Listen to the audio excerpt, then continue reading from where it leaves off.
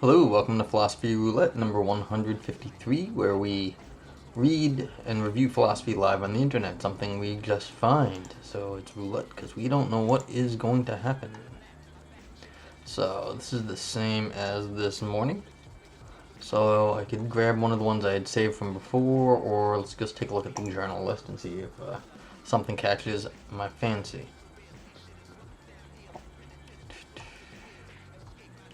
I mean, plenty of interesting things. Let's see what active Philosophica Fennica has. See what the Scandinavians have to say. Anything? No, they're long though. Kind of cool though. See what's forthcoming.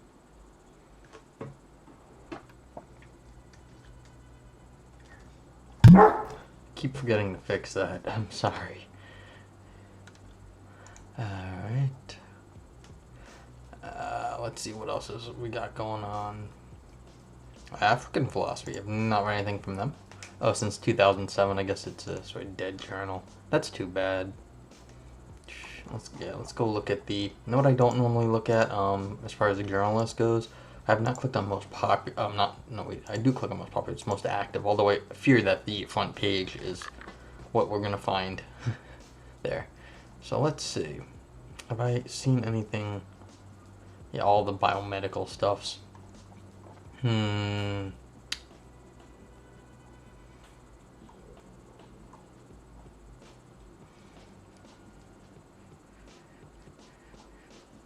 Journal of Scottish Philosophy. Interesting.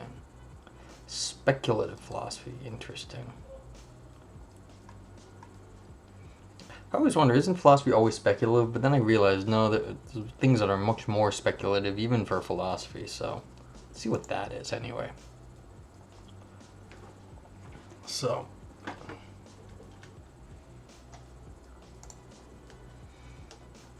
therapy and social science? Interesting. Why do contradictions sink to the ground? In Hegel's logic, okay. Let's go see what that is. I wonder if this is... Dagnabbit. Hegel on contradiction is very different from...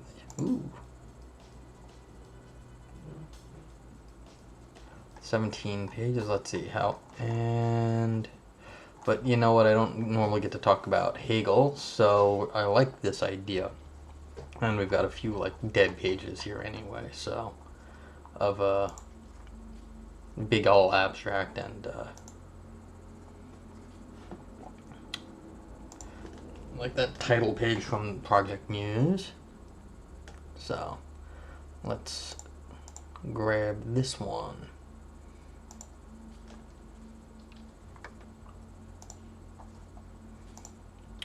Cool beans. I usually don't find anything that fast, but hey, I did something different and it worked out. That's always nice. So, if you're in chat, you can grab the link if you're there now, or if you want to pop back up, type exclamation point paper in chat and the link will pop back up. And here we go. Why do contradictions sink to the ground? A reexamination of the categories of reflection in Hegel's logic. So, Miyazaki International College. Nahum Brown. Okay. One of the most interesting debates in Hegel scholarship today comes from the question of how to interpret Hegel's treatment of contradictions in the science of logic, hereafter SL.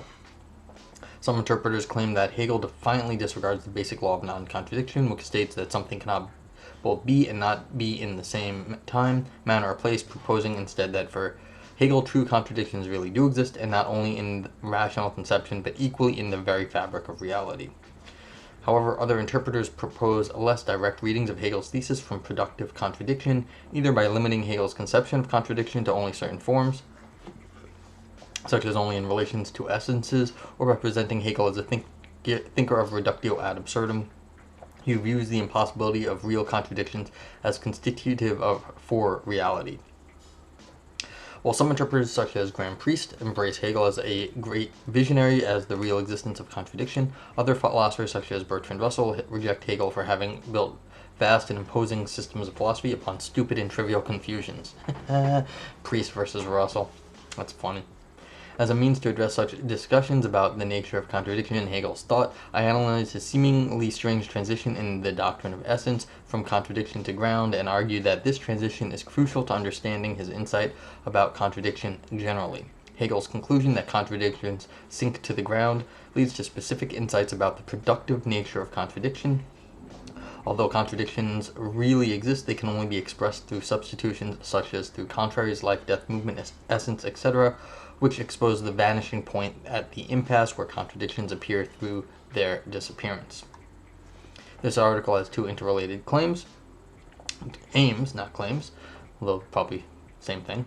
First, it offers fresh textual analysis of Hegel's essentialities or determinations of reflection chapter and its transition to the ground chapter, thereby exposing the nuanced points of transition from identity to difference and from difference to contradiction.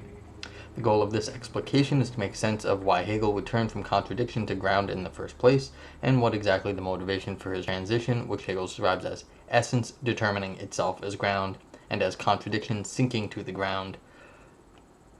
The second aim of this article is to outline what I call the substitution interpretation of Hegel's theory of contradiction, where the earlier forms of reflection, identity, difference, diversity, opposition, along with concepts such as movement and vitality, are recognized as substitutions that emerge in the place and are grounded by contradiction.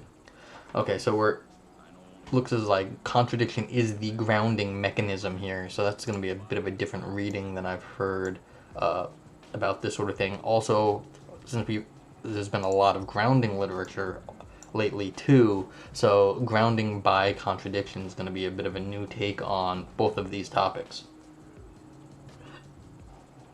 So let's see what happens.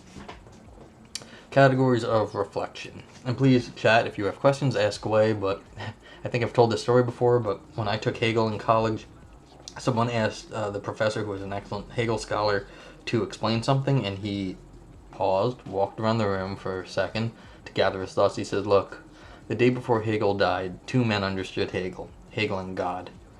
Then Hegel died." So there is a limit to how much analysis I fear I can provide when explaining Hegel. And that's a completely true story. Okay.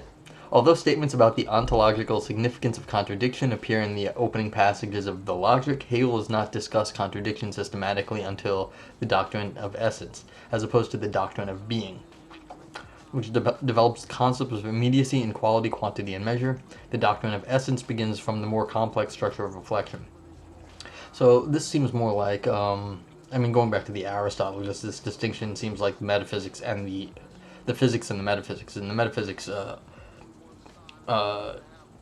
Aristotle is talking about what it means to be an object or a single thing, and then in the physics is talking about the qualities and measures and quantities of things that you already have assumed to exist. So it's like, what is an object, and then how, on the other hand, in the physics, do you understand its properties? Quantity, quality, measure, that sort of stuff.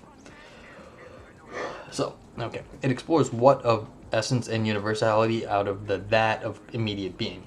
It analyzes a series of two-layered relationships, including form and content, part and whole, actuality and possibility, cause and effect, culminating in the concept Durberg-Griff, which takes up the third division of the book as the unity of being and essence. The two-layer relationship that constitutes the doctrine of essence grows out of the doctrine of being, and find their basic determination in the dialectic between the identity and contradiction. Hegel's exposition from identity to contradiction appears in the chapter Essentialities of Determinations of Reflection, which comes after the chapter on show and before the chapter on ground. Hegel divides the Essentialities chapter into three further subchapters: A, identity, B, difference, and C, contradiction, and separates each division with further subdivisions and remarks. The most notable subchapter appears at B, difference, where Hegel further divides the text into A, absolute difference, B, diversity, and C, opposition. And the most notable remarks appear in the third subchapter on contradiction, where Hegel discusses the law of excluded middle and the law of contradiction. It is also worth noting that the chapter on ground comes directly after the section on contradiction, and as I argue, helps to shed light on Hegel's conceptual movement from identity to contradiction.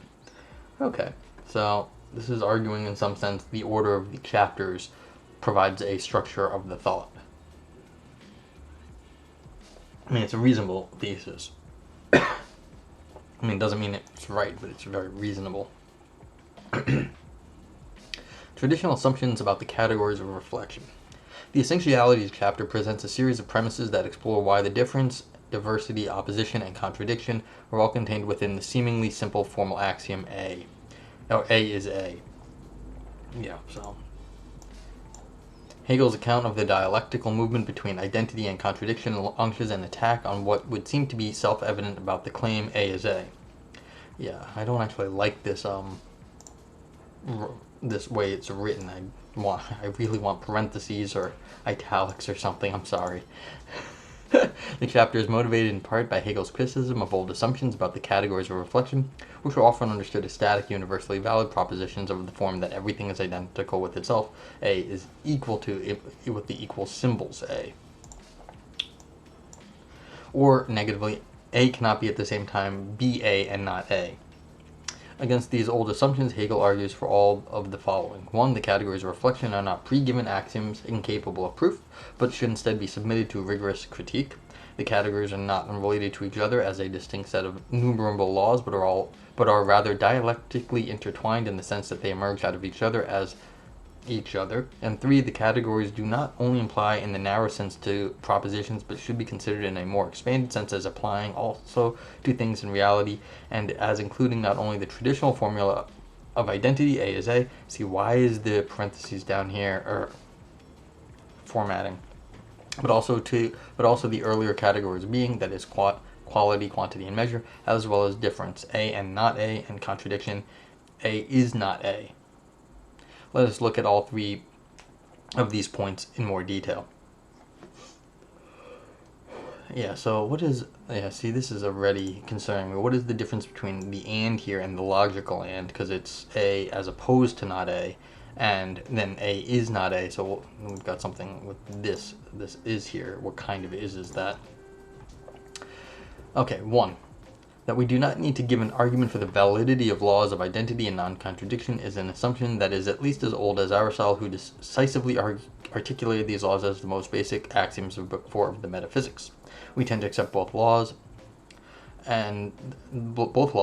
laws that something can only be equal to itself and cannot be itself and the contrary of itself, as well as the equivalency between the laws that non-contradiction is another way of articulating the law of identity, is as irrefutably simple and evident to everybody, to the extent that the proposition A is A appears as tautological and without need of an argument.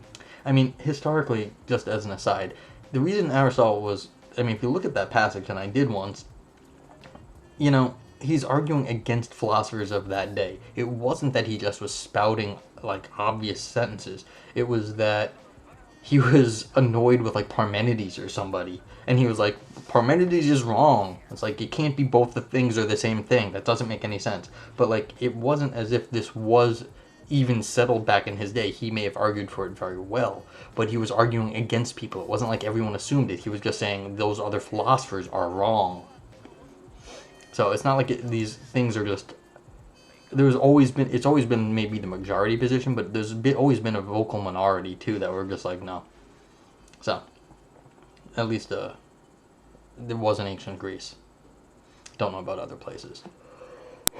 However, Hegel attacks this assumption in the Essentialities chapter, arguing instead that just as we might begin from a critical presupposition, the starting point and the culmination of the logic, we must also be thoroughly critical of even the most basic and seemingly self-evident laws of identity and non-contradiction.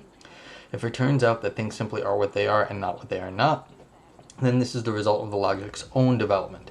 But if it turns out that the relationship between identity and contradiction is more complicated than common sense assumes, it is then the task of the logic to uncover these complications and articulate the form that these determinations of reflection actually take. 2.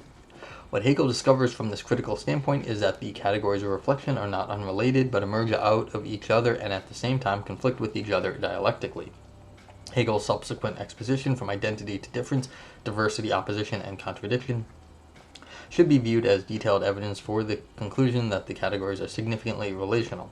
In contrast to Aristotle's definition of a category as what is definitively predicated or asserted of the existent, Hegel claims that a determination of being is essentially a transition into its opposite. The negative of any determinants is as necessary as the latter itself, as immediate determinateness. Each is directly confronted by the other. That the laws are enumerable on their own and yet codependent, as well as complicates traditional assertions that the laws of identity and non-contradiction are simply equal to each other. On Hegel's account, the further categories of difference, diversity, opposition, and contradiction emerge along with the reflection of identity rather than simply the equivalence of non-contradiction. Yeah, these things are, the metaphysics gets complicated pretty quick. Everyone who does that should at least would understand how complicated philosophy gets. So, even at this fundamental level, I think Hegel has a good point. Even if you think these things are right, just the way they are, if you're saying it's like simply obviously simple that way, I mean, if you could like get someone to say it's so obvious and simple, I mean, any philosopher should cringe if they end up getting backed into that corner. I mean, it's like nothing is that simple. So Hegel at least has a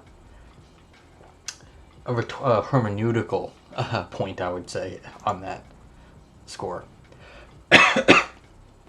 3. This more complex articulation of the law of identity causes us to expand the domain of the categories from its traditionally narrow application as the function of the validity and invalidity of propositions to include instead its application to things and reality in general. That was an interesting sentence to read. Excuse me. This expansion includes the earlier categories of being, quality, quantity, and measure, thereby exposing the continued relevancy of the doctrine of being for the doctrine of essence. But this expansion also undermines the assumption that the categories can only be understood in terms of thought and rational conception, as if identity and contradiction and reflection in general could only be understood through the intellect and imagination of consciousness. What Hegel establishes instead is that the categories of reflection are equally categories of being as much as they are of thought. This opens the way for the exciting conclusion that if contradictions exist, they do not only exist in terms of rational conception, but as if they were only held together in the fantasies of one's mind, but also exist in the very fabric of reality as the clots and folds of being itself. That's interesting. An interesting way of arguing. I didn't know this is the route Hegel took. I'm not sure I understand this at all, or I'm not quite understanding. But I guess if you're negating the intellect and imagination as fundamental here, then you automatically get the contradictions not as a misunderstanding of ours, but as part of the world, as just how things are. A very sort of a move Heidegger made against Husserl, sort of similar thing. Said Husserl was too psychological, trying to make a pure psychology of mind. This is just how the world is. And so if Hegel is doing a similar thing, saying it's not the intellect and imagination of consciousness, that's just how the world is. So that's interesting. Alright. Don't know enough Hegel. I know a little bit more about the history of 20th century philosophy. Alright. From identity to difference. Yeah, I was should at least mention I was completely incapable and unequipped to handle that Hegel course when I was an undergraduate. I mean, I didn't fail it, but boy was I out of my league. From identity to difference. Against the background of his critique of these assumptions, Hegel's exposition of the argument from identity to contradiction nevertheless begins from a premise about identity. The logic generates the concept of identity from the recognition that the negativity of essence is at the same time the being of essence. Essence's negativity, Hegel writes, is its being. One might assume that essence is otherwise than being, but since its reflection of being, it is the reflection of being, it is a negativity that at the same time the self-reference of being. Hegel calls this identity because essence, as that which being is not, reveals what being is. Such a movement against being, which is at the same time an explanation of being, takes the form A is A. The immediacy of being is reflected into itself. The copula between the subject and the predicate objects projects the negativity of A. But this A is still the same throughout. Its reflection shows that It is both different from and itself and the same as itself. I will say I've thought about this problem. How could you possibly get a contradiction out of A is A? And you can actually do the analytic thing here. This A is on the left, this A is on the right. So even if in this stupid little itsy little formula, how could this one over on the left be this one over on the right? And then you have to like retreat to propositions and all sorts of other things, but it gets very complicated very quickly if you treat this thing here as a full picture, as like a single picture of things. And so you can actually, even in the simplest case, try to figure out there's differences between this A here and this A here. So it's like it's not in any way, shape, or form. You can, even in a small little formula like that, if treating it in a slightly different way, just as a sort of a picture theory of formulas, you can understand why one thing on the left is not one thing on the right, even though they're the same letter. And that's the best I could ever do. I'm sure other people can do better. Okie dokie. But that's also one of the reasons I harp on parentheses. And so you have to be clear on what's going on in your formulas. Make your picture accurate. Anywho, the clue to a dialectic between identity and difference starts from the realization that the identity must contain difference in the process of confirming that the subject and the predicate are the same. Yes, why is the A, the subject, and the predicate, the sentence of it, the same? Okay, difference is the negativity which reflection has within it, and nothing which is said in enunciating identity. Okay. The act of confirming identity posits difference through the iteration of a second A in the position of the predicate. Difference comes in the anticipation brought about the copula that the predicate will be something other than the subject. In this way, the simple form that A is equal to itself exposes identity to its opposite. So yeah, so you're expecting something different underneath the mouse here, but it turns out it's the same thing. It's like, it's the same thing. All right, so that's the reflection right there. In this way, the simple form that A is equal to itself exposes the identity of the opposite. Furthermore, the role of difference is more than a simple moment of hesitation in the reflection of the copula. The subject is only understood to be identical with itself that if it posits difference alongside the identity of itself in the predicate position. See, this is what I mean. You can do the positional analysis. This person obviously knows better than I do, but like once you understand predicate and position, then all of a sudden you do get something very sophisticated linguistically going on. Hegel explains this relationship in terms of self-subsistence and absolute difference.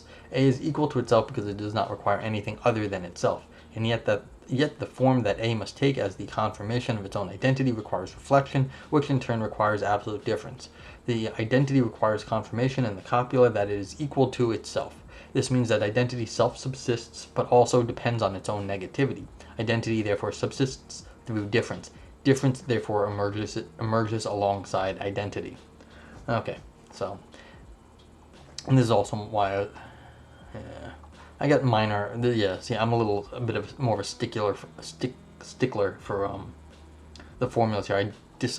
Like, if they were going to do this, you should have like a picture with the equal sign here, and you'd be like, well, one's on the left, one's on the right, what's the position, and maybe give a nice picture illustrating what's going on here.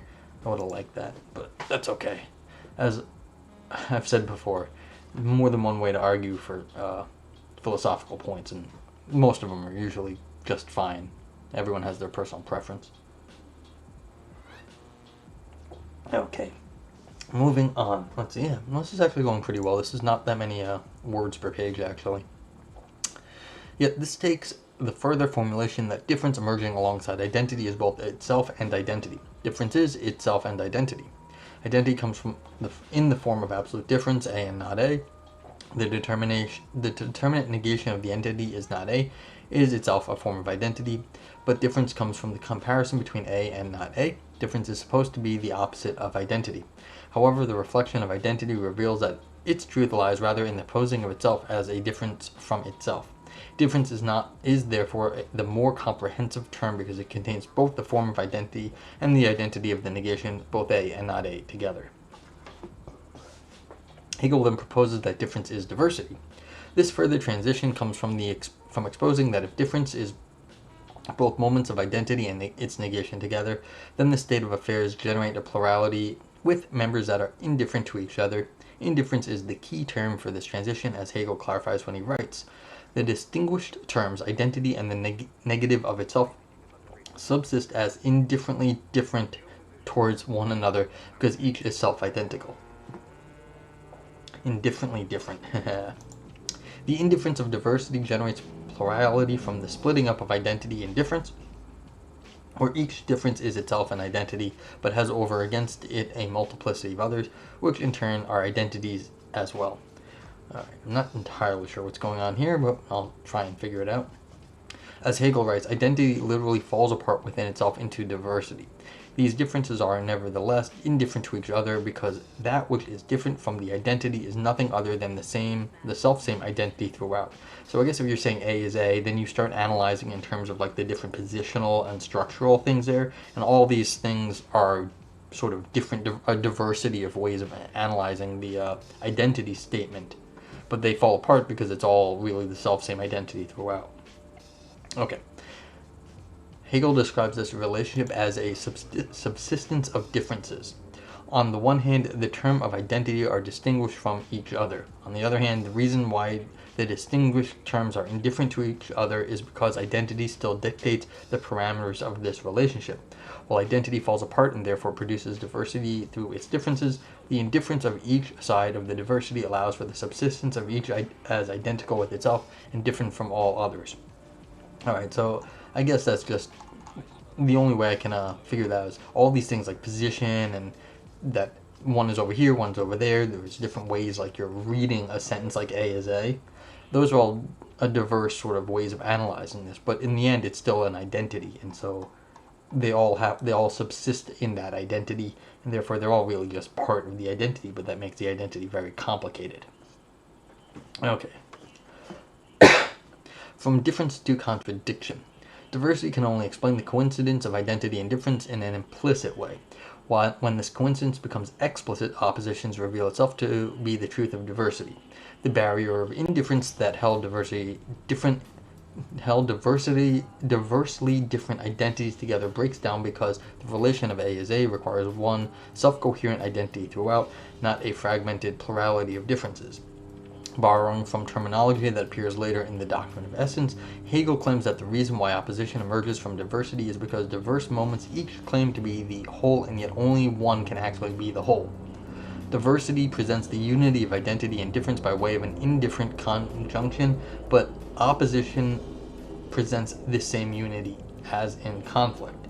The difference inherent in the identity turns from a structure of plurality where each side is respectfully indifferent to the differences of others to a situation in which the differences between each side form an explicit conflict. An explicit conflict where each side claims to be the whole even though all sides cannot equally subsist as the whole. The positive and negative are therefore not merely implicitly positive and negative, but explicitly and actually so. This claim that each side of an opposition is the absolute marks the distinct character of its concept. Conflicts arise, however, because of mutual exclusivity. Each side claims to be the absolute, but if one side is, then the other is not. Okay, so I guess this is saying, because in the identity like A is A above, you have all these sort of subsistent like positional things that you're trying to work out how the two things are complicated. The A is A is a complicated thing, but it's all one unity. But if A is equal to not A, then you've got just the explicit positional, the A on the left and the A on the right are in different positions, and they're also not equal, but then they sort of claim to be. Alright, so the reason why diversity turns into opposition is because the unity between identity and difference must be made explicit. Diversity comes from a respect for the differences, but this respect for differences can only be sustained for as long as the sides of reflection remain indifferent to each other. Diversity ultimately collapses into opposition because making the unity explicit is one of the conditions of the unity from the outset. This is the case because the difference inherent in the reflection of the identity A is A cannot be separated from the identity from which the reflection began. Okay. This same reason also initiates a transition from opposition to contradiction. Contradiction emerges as a true explicit unity of identity and difference when we recognize that the opposition is not an opposition that one has with another, but is rather a unity in conflict with itself. If the difference inherent in the identity cannot be separated from the identity, then the unity is not generated from an external contrast between two categorically different entities, but turns out to be a conflict inherent in the same identity throughout. Opposition cannot be sustained because each side that claims to be the whole is the whole. In opposition, each side claims to be the totality of identity. In contradiction, however, each side not only claims to be the whole, each side is the whole. Each moment of diversity is the totality of identity. Okay, so it's sort of, I guess it's just sort of blowing up each side. Like each part of a contradiction wants to be the maximal thing, and then, but the fact that it's in an identity means it can't be maximal. It has to be identical to something else, but it's not identical to that. All right. So let's see. Contradiction turns out to be the primary concept of reflection because that which A reflects into is the opposite of itself as itself. That the reflection of A contains the opposition of A is the truth of the transition from diversity to opposition. That this opposition is at the same time the identity of A, which with itself exposes the transition to full-blown contradiction, where A turns out to be A and not A in the same time, manner, and place. Contradiction comes from the recognition that the sides of opposition are not really sides at all, as an external comparison would have us believe, but each is, in effect, the absolute in and for itself. Contradiction emerges because the relation that is shown to be oppositional is not many relations, but one and the same relation of A with A. Okay, so all the subsistent relations, they are showing that two things are supposed to be equal, but in contradiction it sort of exposes all the subsisting relations of the positional aspects and everything else, and that is basically making those subsisting relations explicit, and that's how we understand what identity is. So it's not many relations, but that's how we understand the same relation of A with A once we have analyzed all the subsisting things that go into our understanding of identity. And that's why contradiction is more fundamental, because it brings all that stuff out. Okay, so now I see where we're going from contradiction to ground, because the subsisting relations matter here. Hegel makes his position about the existence and primacy of contradiction abundantly clear in the final remark of the chapter, The Law of Contradiction.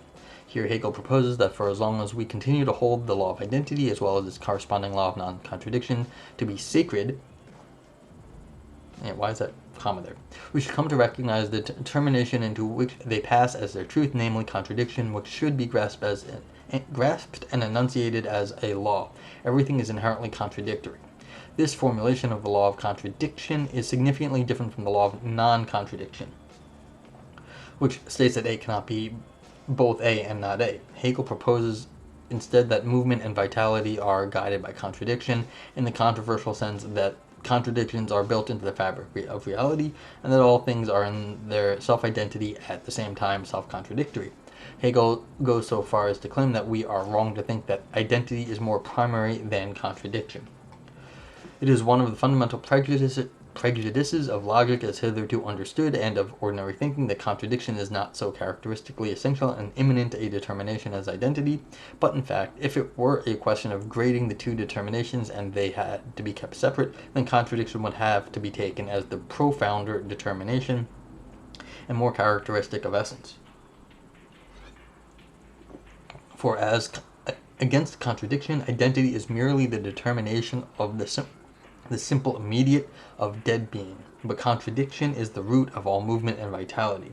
It is only insofar as something has a contradiction within it that it moves, has an urge and activity. But what is less clear from the text is why Hegel would propose that contradiction passes over into ground. Ground is arguably one of the stranger metaphorical concepts to appear in the logic.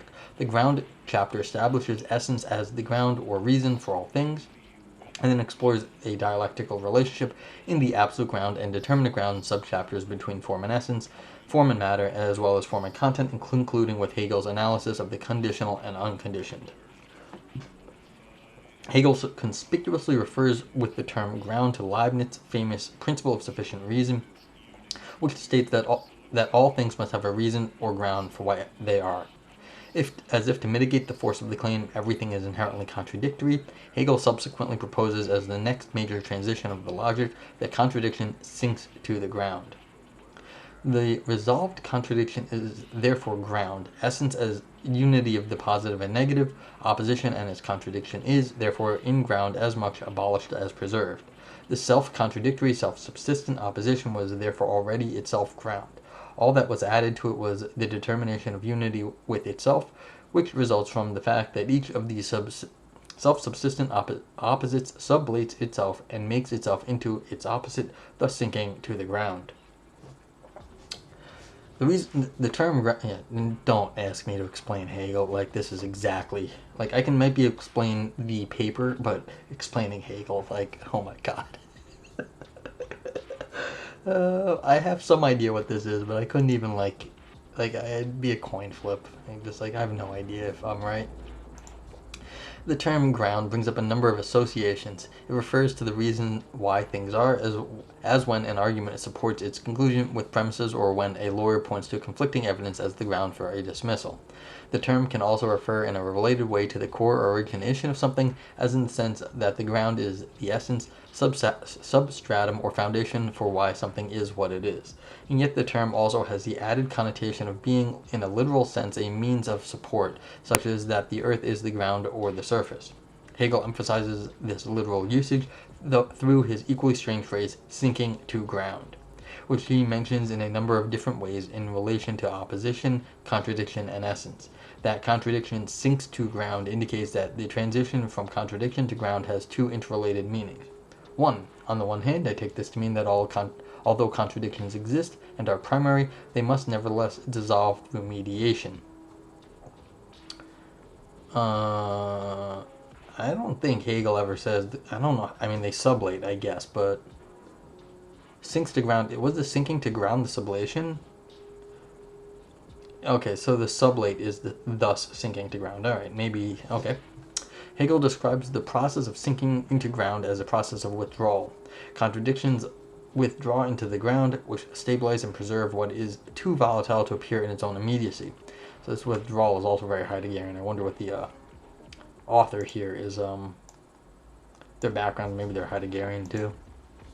A withdrawal of being.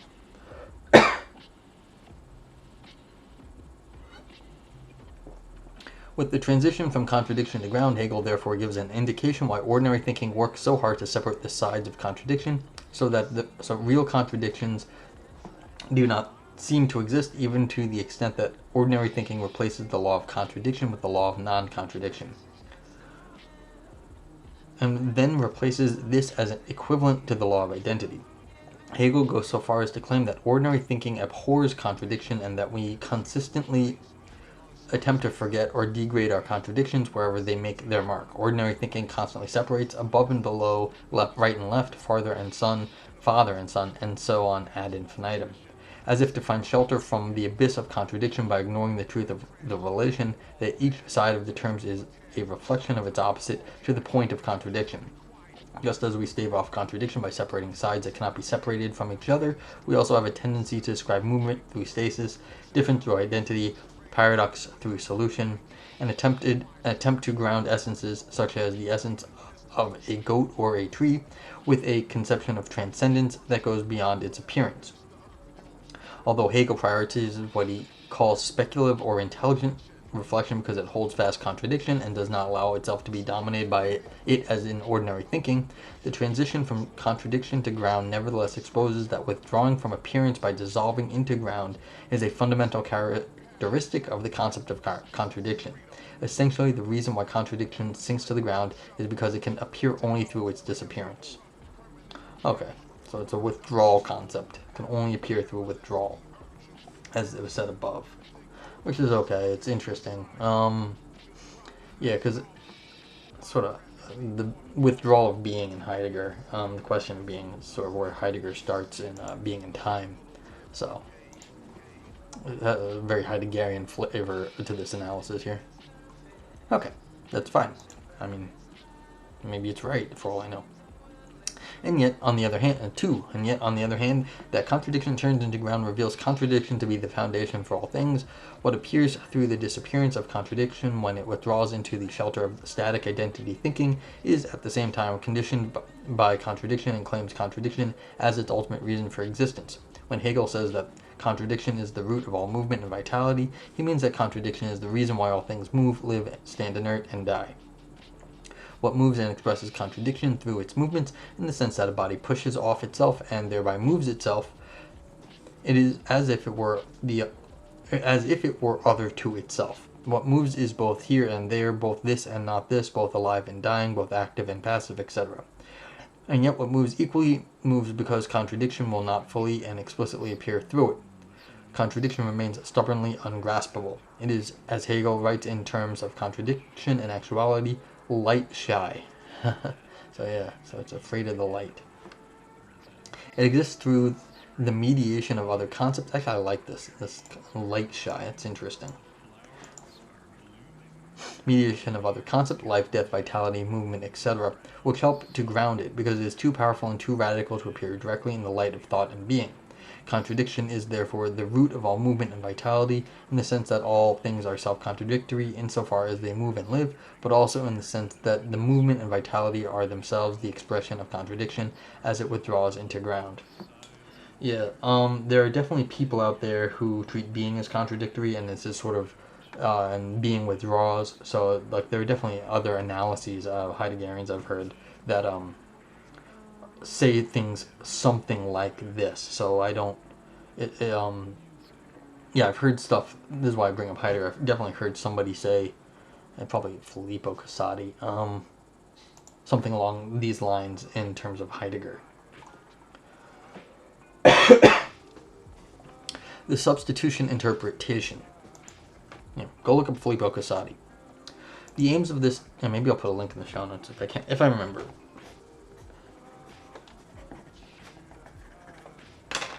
Alright, the substitution interpretation. The aim of this textual explication from identity to contradiction, from contradiction to ground, is to describe how the transition helps us to rethink Hegel's insight about contradiction as the primacy of contradiction for the other categories of reflection. What the ground chapter reveals is that the earlier formulations of diversity and opposition already contain the agent of contradiction within them. Ground shows that difference as such is already implicitly contradiction, for it is the unity of sides which are only in so far as they are not one, and it is the separation of sides which are only as separate in the same relation. Diversity and opposition, as the two subconcepts of difference, are also implicitly contradiction. In other words, they are only posited as concepts of reflection because as they are implicitly contradictory. Each appears as a distinct concept only through the obscurity of the truth of their contradictory nature. Diversity is contradiction when it is dressed up with sides that seem to be indifferent to each other. Yes, it's this dressed up with seeming indifference. So that's the question of what is this dressed up here? Why do we think identity is so straightforward? What is this dressing up to make it seem so tautologically transparent? Alright. The world then appears as a plurality of identities that are indifferently different from one another. Diversity is therefore one of the ways that contradiction appears through the explanatory concepts, which substitute for it, cover it up in obscurity, and thus also mitigate the contradiction and let it emerge through the veil of concepts that seem less than contradictory. And yet, the worldview of a diverse collection of self-subsisting identities refers back to contradiction as the reason or ground of its meaning. Okay. Likewise, opposition is contradiction when it is dressed up as a relation. See, again with the dressed up. Interesting. How do you dress up stuff? It's a very interesting idea in philosophy. What is window dressing? What is this dressed up? Likewise, opposition is contradiction when it is dressed up as a relation of contraries, as if what stands in conflict is something other than self-same identity throughout. Just as reality is filled with diversely indifferent entities, opposition is likewise a common type of relationship. Ordinary thinking strains to undermine contradiction by substituting it for contraries and subcontraries, which in effect hide the contradictory nature of oppositions. And yet what the appearance of an opposition also shows is that the contradictions both exist and also that they cannot appear directly in the light. Contradictions reveal themselves instead through appearance of diversity and opposition, and reveal themselves only partially through these gentler formulations. So, but I mean, so the question is, why do we identify certain things with contradiction here? And that's an interesting question. Like, we write it down logically, but why? Why is that what we identify with it? So what is actually making us call that thing a contradiction versus other things? I mean, it's not just syntax. Like, if you write down the formula like A and not A, I mean, so what? It's just some like scribbles on a paper. What makes us recognize that as contradiction? Okay. What the transition from contradiction to ground reveals is that although the contradictions really exist, they can only be expressed through substitutions such as life, death, movement, vitality, essence, etc., which expose the vanishing point at the impasse where contradictions appear through their disappearance. Proponents of this interpretation recognize Hegel's claim that being self-contradictory, but also recognize that being necessarily withdraws from any direct actualization of itself as contradictory. Contradictions exist in a significant ontological sense, but they must always appear as mediated by a set of concepts that frame them and make them seem as if they are not contradictory. The principle of well, this might be, I worry about this here a little bit. I mean, it might be light shy. That's kind of the shyness idea, that the contradictions are sort of, you can only see them through one of these various routes. But I mean, Hegel's pretty clear that they exist and you can see them most of the time. So, I mean, maybe the analysis, they hide when you try to analyze them, but they're pretty glaring otherwise, I think, in Hegel. It's just they sort of resist any straightforward analysis. So, oh well, because that's what all this work is doing. The principle of contradiction, likewise, can be viewed to be that which generates the meaning and determinateness of concepts, such as movement and vitality, in the sense that the double position of existing, but having to withdraw, throws everything into an agitated motion and animates life. Yeah, so it exists and you can see it, but you can't. But it has to withdraw also. Vitality and movement are substitutions, in other words, representatives of contradiction in the sense that, for example, vitality comes from digesting one's other, and movement happens from self-opposition, from lifting and pushing against oneself, from the coincidence that what moves is both here and there, both this and not this. Hegel does not mention death as part of the reason why contradiction is more primary than identity, but we can view this also to be as prominent as life, as translating otherwise inexpressible contradictions. Just as life maintains the impossible actualization of A as not A, for as long as this can be sustained through the constant digestion of the other as oneself, death acts as a substitution concept for the utter and complete exhaustion of a body that has become itself and its other and can no longer sustain this in life. I'm not sure why the author is mentioning death here. I mean, it's an interesting example, but all the other ones have been sort of technical, and then this is jumping right into sort of a different example. Again, a little Heideggerian maybe flavor, or maybe I'm just projecting that on this author. I don't know, but it does seem that's the sort of flavor I'm getting from this paper. Each of these concepts gives meaning to what stubbornly remains under the surface and refuses to appear in actuality of thought. But just because contradictions cannot appear directly in the light of reality does not mean that contradictions do not exist. Well, they exist in the dark of reality, clearly. What this means instead is that contradictions appear combined with mediating concepts which stand in their place to represent them. One might say that the reason why contradictions do not appear directly and cannot be thought adequately is because life and death are there in their stead. Well, so all the subsisting relations are there in their stead, like all the positional and all the sort of complications of the way we understand things. Okay.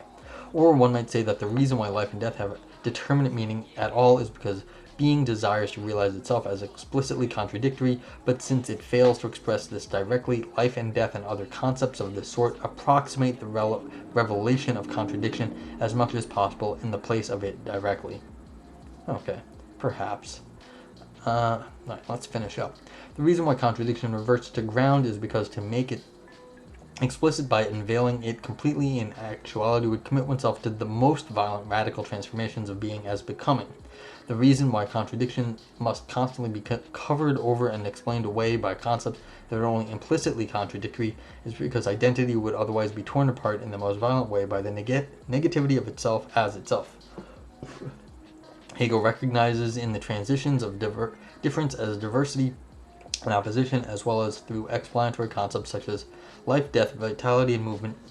And although contradiction is the most primary category, it can only appear through the more peaceful exteriors of these other categories. Okie dokie. So that's why Hegel is fun. You get something very different, and that's always good in philosophy. Yeah. So let's see what's to be said about this. This is an interesting conclusion. How they tried to, the author tried to expand on from sort of the technical analysis above to sort of bigger concepts of life, death, and like vitality below. It's an interesting, like, sort of like trying to generalize why this is, but it also sort of loses the thread. Like, I'm not exactly sure how all these things would tear apart identity. I mean, maybe it would. Like, if we really like lost the concept of identity, what would we do? It would be hard. Yeah, it would just be a difficult way to sort of understand our world if we could no longer say something is itself. I mean, I don't know where most of our science would be, but so it's a fair conclusion. I don't know how much it helps actually the main thesis, because I mean the main thesis here is that why, you know, like the title of the paper is why do contradictions sink to ground? Well, the question is they sink to these sort of like subsisting sort of relations, and that sort of pulls everything into like the rest of your life, and that is sort of it sinks into your like being, and that's kind of this withdrawal. It retreats from being itself just as a like a bare contradiction, and sort of goes into the subsisting relation, like A is A, but then you understand it syntactically or positionally or predicate logic or predicate semantics or linguistics, whatever. So you're understanding it in a certain way. And so that's sort of going to ground, going to something we consider to be a more sort of like subsistent, like fundamental relation, even though the identity relation is supposed to be most fundamental. So the question is, how do we understand that? And the author then goes and tries to like ground this in sort of the more bigger concepts down here in life. So that's interesting. Like I said, I think there's a reasonably Heideggerian, again, though it might be my reading of this, because my biases, I don't know. But yeah, let's see, anything else to be said here? It's just some interesting metaphysics. Like, if you really want to understand, like, what's going on with contradiction, you've got a hard time. It's just a hard slog, because as they say, everyone else is sort of on the Aristotle side, and Hegel is like fighting the battle for the dialectus from a few hundred years ago, and of course you've got Graham Priest nowadays against Russell as far as like analytic philosophy goes. Yeah. So let's see, anything else? Okay. No, I don't know if I have anything else. Anybody have any questions out from the audience out there? Please let me know. Otherwise, I'm gonna call it for the night. I hope I explained some of this, because I know Hegel's very hard for me, and I know I did my best I could to explain my what I understand of Hegel to y'all out there. So, hope you have a good night. Stay safe, and what day is today? Today's Saturday. I'll be back tomorrow morning, and with another paper to read. Have a good night. Bye bye.